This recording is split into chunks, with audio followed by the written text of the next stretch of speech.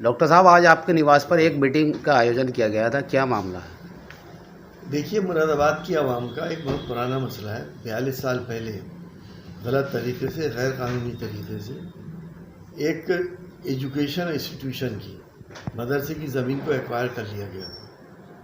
उसकी लड़ाई लड़ी जा रही थी अदालतों में भी और अवामी स्तर के ऊपर भी। उसमें कुछ गलतफहमियां लोगों को हो गई थी। उस ज़मीन को रिलीज़ कराने के लिए बहुत सभी लोगों ने खुलूस नियत से काम करा। कुछ लोगों को ये गलतफहमी थी कि शायद 5 बीघा ज़मीन बेचकर ज़मीन उसको रिलीज़ कराया जा रहा है, और हमारे पूर्व विधायक हाजी यूसुफ साहब के लिए लोगों ने गलतफहमियां पैदा करने की कोशिश करी। वो बात आज साफ हो गई है। यूसुफ अंसारी साहब ने हमेशा ये कोशिश करी कि मदरसे की ज़मीन रिलीज़ हो जाए और मदरसे को मिल जाए और यहाँ पे एक तालीमी इदारा बनकर तैयार हो जाए।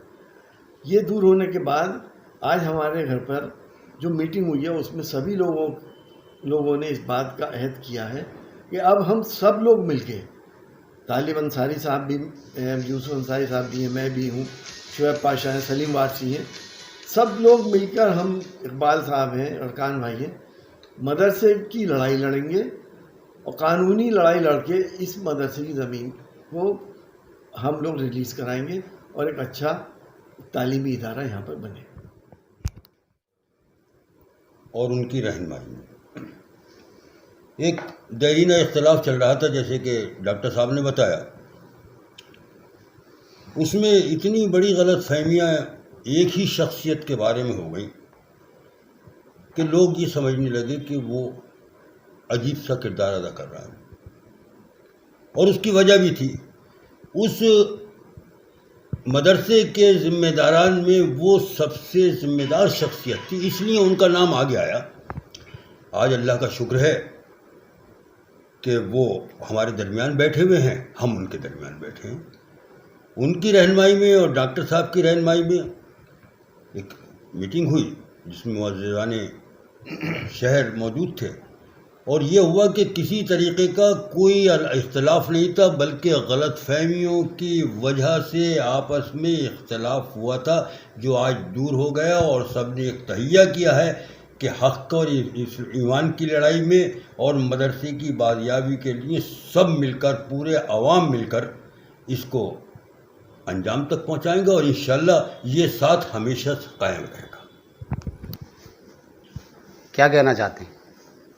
मैं ये कहना चाहता हूँ कि मदरसे की ज़मीन की बाजियाबी के मुताल्लिक़ जो भी चीज़ें थीं वो आज सब आपस में बैठ कर के तय कर ली गई, और ये तय हुआ है इत्तेफाक राय से कि हमारे पूर्व विधायक, हमारे बड़े भाई हाजी यूसुफ अंसारी साहब, डॉक्टर एस टी हसन साहब की सरपरस्ती में, पाशा भाई हमारे सरपरस्ती में, चांद भाई की, अरकान भाई की, सलीम वारसी साहब, आज इकबाल साहब, हाजी साहब, सबकी मौजूदगी में कि हम तमाम लोग मुत्तफ़िक़ होकर इसकी बाजियाबी के लिए जो भी ज़रूरी कानूनी काम होगा वो करेंगे। हाजी यूसुफ साहब का भी यही मकसद था और हमारा अपना सबका भी यही मकसद है, जिसे हम एक तालीमी इदारे को बचाने के लिए हम सब लोग एक राय होकर के बिल इत्तफ़ाक़ इस काम को अंजाम देंगे। जो भी ज़रूरी चीज़ें होंगी उसमें कानूनी पैनल बनाने की या आवाम के अंदर कोई कमेटी बनाने की, वो तमाम चीज़ें जो है, क्योंकि हाजी यूसुफ साहब कमेटी के जिम्मेदार भी हैं,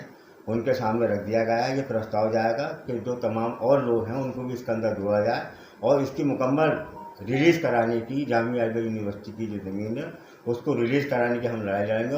और इंशाअल्लाह हज़रत मौलाना मोहम्मद हयात साहब रहमतुल्लाह अलैह का जो ख्वाब है वो हम सब मिल करके उसको पूरा करेंगे। हम इस तरह का मनमुटाव मतभेद नहीं है, सब लोग इत्तफाक एक राय होकर के इसको आज़ाद कराने के लिए इसको काम करेंगे। क्या कहना चाहते हैं? आज एक मीटिंग का आयोजन किया गया है एस टी हसन साहब के निवास पर।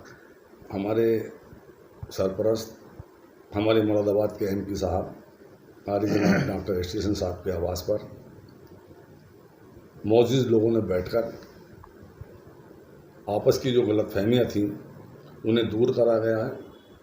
और मदरसे की जहाँ तक लड़ाई का सवाल है, हर मुसलमान का हक बनता है हर शहर के एक एक आदमी का हक बनता है कि सब मिलकर मदरसे की ज़मीन को आज़ाद कराया जाए। जो एमडी ने अखबार की है या हाई कोर्ट में या सुप्रीम कोर्ट में जो मुकदमे चलना है उसको हम सब लोग मिल के लड़ें, और जो आपस की गलतफहमियाँ थी उसको दूर कर दिया है।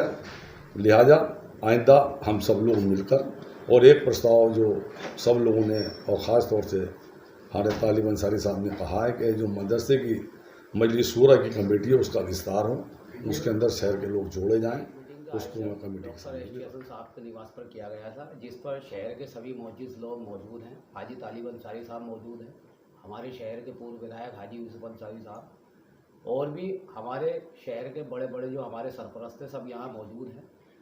हमारा मेन मकसद ये था इस मीटिंग का कि हम यूनिवर्सिटी की ज़मीन के अधिग्रहण निरस्तीकरण की लड़ाई कैसे आगे बढ़ाएं, और जो आपस में इख्तलाफ थे उसको दूर कर लिया गया है।